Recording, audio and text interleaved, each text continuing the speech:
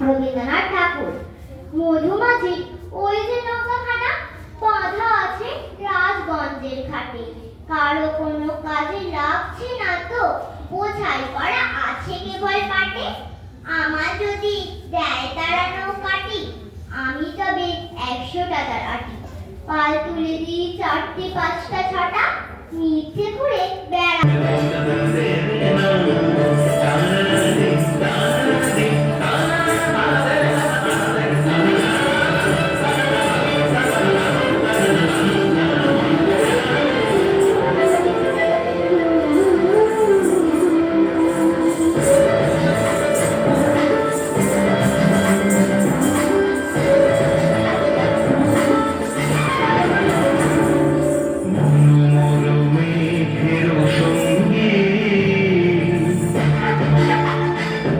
সঙ্গে